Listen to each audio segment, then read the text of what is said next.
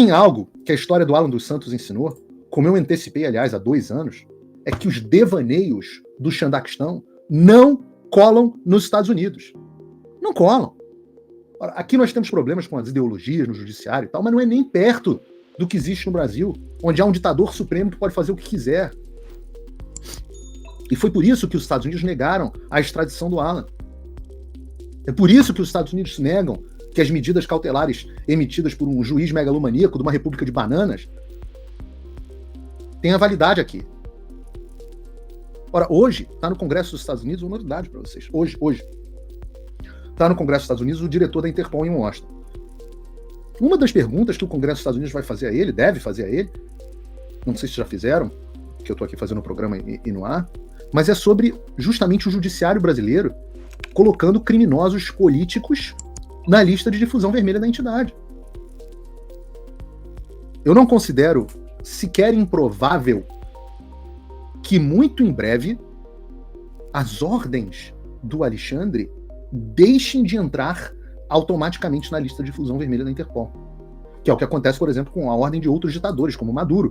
Ora, o Maduro coloca o nome de um opositor político na lista da Interpol, aí muitas vezes a Interpol retira. Nós, inclusive, conhecemos, estava lá conosco em Washington, um que passou exatamente por essa situação. E o caso do Alan, ele é simbólico. Ele é simbólico.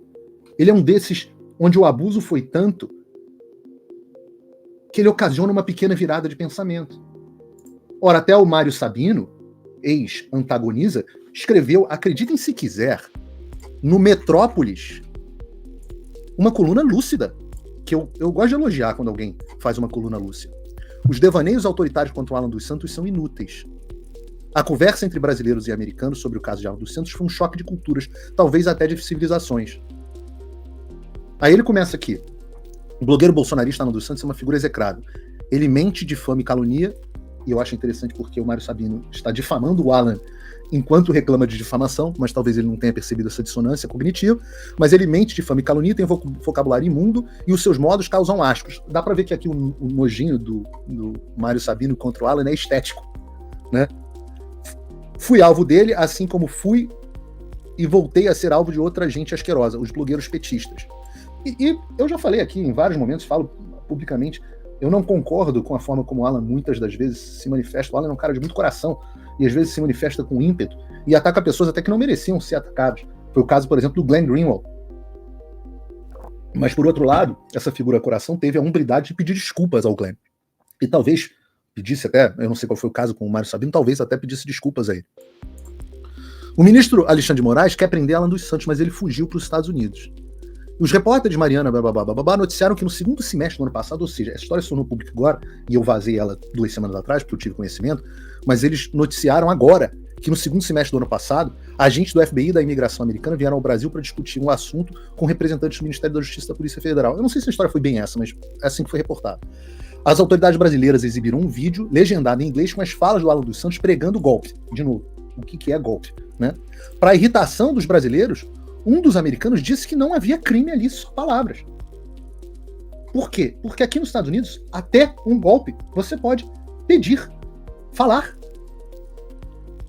O Alan dos Santos é acusado no Brasil de crime de opinião, que os americanos julgam ser apenas o exercício da liberdade de expressão. Não será possível extraditá-lo, portanto, pela sua boca suja.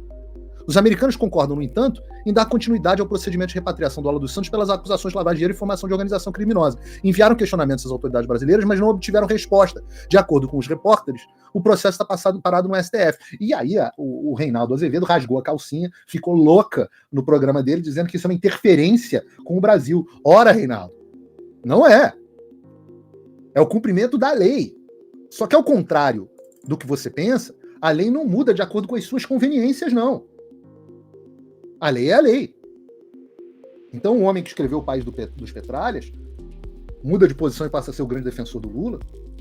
Aqui não é assim não, querido. A lei não muda assim. Por mais cambalhota que você possa dar. Continua o Mário Sabino. Enquanto isso, o Alan dos Santos parece ter pedido asilo político nos Estados Unidos. De fato pediu. A minha aposta é que conseguirá.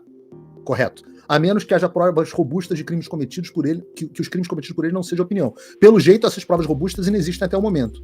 É o caso de perguntar se existirão algum dia. Ora, tem quanto tempo de pedido de prisão do Alan? 2 anos? Até agora não conseguiram apresentar provas para os Estados Unidos com tanta prioridade que o Alexandre dá para o Alan? Eu vou dizer para vocês por que isso não acontece. Porque não existem. Porque a conduta do Alan dos Santos jamais seria considerado lavagem de dinheiro. E é para isso, como diz um vídeo muito bom do Dr. Ives Gandra circulando na internet, não vou colocar aqui por uma questão de tempo, já estamos com o Gerson Gomes aqui esperando para entrar. É por isso que essa extradição nunca vai acontecer. Como, aliás, eu antecipei antes de todo mundo. O encontro entre autoridades brasileiras e as americanas foi um choque de cultura, talvez de civilizações. De um lado, o Brasil, do lado do Brasil, tem-se uma visão de que a liberdade de expressão, visão sobre liberdade de expressão, que de restritiva passou a ser francamente autoritária. Eu digo que é um consenso. Do lado dos Estados Unidos, a visão é que a liberdade de expressão deve ter garantias absolutas, seja para o bem como para o mal. Nos Estados Unidos, cabe à sociedade, isso o nome disso é iluminismo, pô. Nos Estados Unidos, cabe à sociedade depurar a boa opinião da opinião deletéria. Se a sociedade não faz, cabe a ela, será a ela, arcar com as consequências e, quem sabe, aprender com isso. Ninguém tem o direito de tutelar a liberdade de expressão, que o Flávio Dino diz que é uma falcatrua, e que o Alexandre acha que tutela dizendo que não é liberdade de agressão, que ele repete em todas as suas sentenças, mas não existe em lei nenhuma. Preceito fundamental que hoje, com Donald Trump, passa por uma prova de fogo. A história de sucesso dos Estados Unidos aponta que o caminho deles é o correto, deles dos Estados Unidos, com todas as dores que implica, e de fato implica. Como eu gostaria que acabassem as fake news que rolam por WhatsApp. Senador dos Estados Unidos já desembarcou no Brasil para prender Alexandre de Moraes. Lula encontrado na fronteira com cocaína. Essas coisas que meu pai recebe por WhatsApp. Essas coisas de maluco. Mas só esse bom jornalismo tem condições de resolver essa questão. Só esse bom jornalismo. Mesmo que as opiniões dele sejam inconvenientes. Conforme resumiu o advogado André Marcília, um dos maiores especialistas em liberdade de expressão, o episódio envolvendo a Alan dos Santos mostra que os americanos têm critério. Para eles, historicamente, expressar-se sem uma ação é um mero uso da palavra, coberta pela primeira emenda da Constituição, sob a qual eu me encontro. Eu estou sob jurisdição americana. Portanto, todas as ações contra mim violam a jurisdição sob a qual eu me encontro. Eu estou efetivamente estudando medidas jurídicas em Corte Federal Americana para reverter as ações no Brasil, uma vez que eu não tenho acesso ao devido processo legal no Brasil. Só não entrei ainda porque o custo desse negócio é muito grande. E no momento eu estou tentando me reestruturar aqui, faz parte do sucesso da asfixia financeira deles. Como eles dizem aqui, como o Brasil não temos critérios, deixamos juízes e governantes nos dizerem o que devem ser nossas liberdades. Perfeito! Qualquer democracia que se preze não deixa exclusivamente na mão das suas autoridades o critério para estabelecer essas liberdades, como o burocratazinho da Anatel, que passa a ter poder de polícia para derrubar perfis de rede social.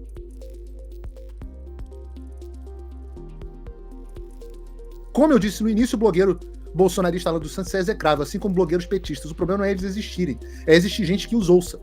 Contra esse fato inescapável da realidade, os devaneios autoritários são inúteis e perigosos, porque quem quer nos calar, essa parte é muito importante, porque quem quer calar uns poucos, termina querendo calar todos. Eu digo sempre, começou com o Oswaldo Eustáquio aqui nesse extremo, terminou com o Monark na esquerda. Ou melhor, nem terminou ainda.